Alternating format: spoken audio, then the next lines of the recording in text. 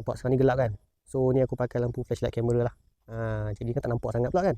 So okey, kau ambil torchlight ni. Nampak atas ni ada magnet. So kau lekat je lah. Macam tu, lekat. On kan. Nampak tu. Nampak on kan. Adjust lah keterangan lampu tu kau nak guna macam mana. Nampak. Nampak tu. Tu terang sangat kan.